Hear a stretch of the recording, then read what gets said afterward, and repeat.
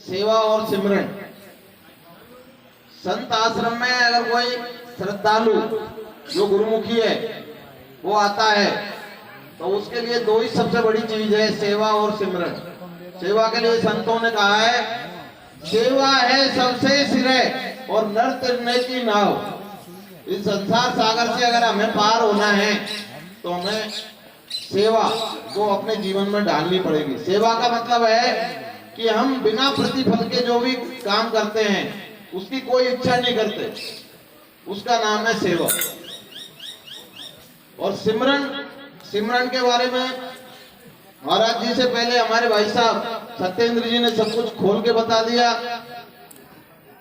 और अलवर के महान संत श्री चरणदास जिन्होंने भक्ति सागर ग्रंथ की रचना करी, उन्होंने स्पष्ट कहा कि 8 मास मुख से जपे और 16 मास करे कंठ जाप और 32 मास हृदय जपे तो तन में रहे ना पाप। तन में रहे ना पाप भक्ति का उपजे पौधा और मन मर मर जाए अपर बल कहिए योद्धा। तो मनुष्य को अगर अपने कर्मों के और अपने विकारों से मुक्ति चाहिए तो नाम जप सबसे बड़ी चीज है। और इस लौकिक क्षेत्र का अपूर्व फलदायी जो स्रोत है वो गुरु द्वारा दिया गया नाम, वो सबसे बड़ा इस लौकिक क्षेत्र का सबसे बड़ा मंत्र है। और उस मंत्र को इतनी साधना के साथ जो मनुष्य कर लेता है तो उसके लिए संत, हमारे जितने भी संत हुए, उन्होंने ये गारंटी ली कि जो आदमी इतनी क्रिया कर लेता है तो उसका मनुष्य जीवन मिलना 100% गारंटी है। और दोबारा जन्म अगर पिछले उसके कर्म सत्कर्म रहे तो देव योनि या ब्रह्म योनि तक वो पहुंच सकता है मंत्र जाप से। तो दूसरी बात हमारे महाराज जी ने कही, उसके लिए उन्होंने स्पष्ट कहा कि हर घट मेरा साइया और खाली घटना कोय बलिहारी उस घट को जा घट प्रकट होए। तो हमारे गुरु जी परमहंस श्री हरचंद दास महाराज जी, उनकी अनंत जन्मों की भक्ति थी, एक जन्म की भक्ति नहीं थी, अनंत जन्मों की भक्ति थी। और अनंत जन्मों से वो संत थे और इस जन्म में उन्होंने अपना पूर्ण संत होने का परिचय दिया। पूर्ण संत होने का परिचय का मतलब यह है कि इस युग में और इस संसार में ऐसा संत होना असंभव है जिसने अपने मन के ऊपर पूरा नियंत्रण, शील का पूरी तरह से पालन करना, शील की पालन करने के बाद में समाधि का पूरी तरह से 8 तरह की समाधियों में पूरी तरह पारंगता हासिल करना। और उसके बाद में जो संत का प्रमुख लक्षण होता है वो होता है रिद्धिबल। रिद्धिबल का मतलब ये है कि झोपड़ी में बैठे बैठे भी अमेरिका की बात पूछ लो आप उनसे, इसको रिद्धिबल बोलते हैं। और ये जिस संत के अंदर रिद्धिबल आ गया तो वो सोच लो कि वो मुक्त, जीवत मुक्त हो गया, जीवत मरिए भवजल तरिए, उस अवस्था का वो साधक हो गया। और जो उस अवस्था का साधक हो जाता है तो वो सोच लो कि जो नित्य है, इस संसार की सबसे बड़ी शक्ति है, उस संत के अंदर आ गई। तो इतना बड़ा संत हमारे बीच में पैदा हुआ और उसकी संवेदना का मतलब है उनकी तरंगे यहाँ मौजूद है। आज उनका शरीर यहाँ मौजूद नहीं है लेकिन उनकी तरंगे यहाँ मौजूद है। और इस संसार की जितनी भी क्रियाएं होती है वो तरंगों द्वारा होती है। आज हमारा मोबाइल है, ये मोबाइल भी तरंगों के रूप में काम करता है। तो सबसे इस संसार की जो सूक्ष्म प्रणाली है उसका नाम है तरंग। और तरंगों का जिस संत ने उसमें मास्टरी प्राप्त कर ली वो नित्य परमात्मा परमेश्वर उसके समान उस अवस्था को प्राप्त कर लिया। अब जिस आदमी की जैसी अवस्था है, जिस आदमी की, जिस संत की, जिस श्रद्धालु की जैसी अवस्था है वो उस अवस्था में उस संत को देखता है। वो पहचान नहीं सकता क्योंकि उसकी वो पारमीयता ही नहीं है, उसके अंदर वो योग्यता नहीं है कि वो पहचान पाए कि सामने जो संत बैठा है वो कैसी अवस्था का है। तो हमारे लिए इससे बड़ी खुशी की कोई बात नहीं है कि ऐसे संत द्वारा हमें नाम दान दिया गया।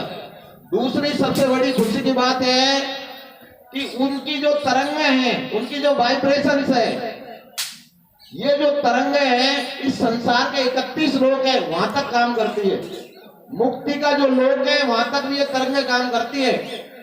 और वो तरंगों में अगर वो आदमी, कोई भी आदमी अपने आप को जागृत कर लेता है, तरंग में बना लेता है, तो वो सोच लो मुक्ति का अधिकारी हो गया। एक जन्म में 7 जन्म लेगा ज्यादा से ज्यादा। तो हमें जो ये मनुष्य जीवन मिला है, मनुष्य जीवन का असली उद्देश्य है कि हम जो हमारा बार बार जन्म हो रहा है, हम बार बार डूब पा रहे हैं, क्योंकि इस संसार के अंदर जो भी जीव आता है वो 4 अवस्थाओं, 4 दुखों की अवस्थाओं से हर जीव के लिए गुजरना पड़ता है। जो जन्म लेगा उसको 4 दुखों की अवस्थाओं को पार जरूर करना पड़ेगा। पहली अवस्था है जन्म दुख। कोई भी अंडज हो, चाहे वो बच्चे के रूप में जन्म लेता है, अंडे के रूप में जन्म लेता है, किसी भी रूप में जन्म लेता है, तो उसको जन्म का दुख सबसे बड़ी दुख की घड़ी होती है। वो औंधा लटका रहता है, जन्म के समय पैदा होते रोते नहीं है तो उसको जबरदस्ती रुलाया जाता है। तो वो सबसे बड़ा जो पहला दुख है वो जन्म दुख। उसके बाद में उसके कोई भी शरीर में जो बीमारी होगी, कोई भी किसी तरह की बीमारी हो, तो उस बीमारी के दुख से उसको गुजरना ही पड़ेगा। तीसरा जो सबसे बड़ा दुख है वो है अवस्था का दुख, जिसको हम वृद्धावस्था बोलते हैं। वो किसी भी जीव के साथ आएगी तो हमारी जो शरीर की क्रियाएं हैं, हमारे शरीर की जो इंद्रियां हैं वो जर्जर हो जाती है, और जर्जर होने के बाद में हमें उस दुख से गुजरना ही पड़ेगा। और जो अंतिम दुख है वो है मृत्यु का दुख। वो सबसे भयंकर पीड़ादायक है। अगर जो आदमी भजन नहीं करता है तो उसको उसकी पीड़ा इतनी होती है कि उसकी कल्पना भी नहीं कर सकता। तो सबसे बड़ा दुख है मृत्यु का, और मृत्यु का दुख असहनीय दुख है। और अब उस दुख से हमें अगर मुक्त होना है, उस दुख से हमें पार पाना है, तो जो हमारे गुरु ने हमें मंत्र का दान दिया है, गुरु ने जो हमारी विधि बताई है, उस विधि पर खुद को चलना ही पड़ेगा। गुरु जी ने तो हमें बता दिया कि रास्ता है भाई, लेकिन चलना खुद को ही पड़ेगा।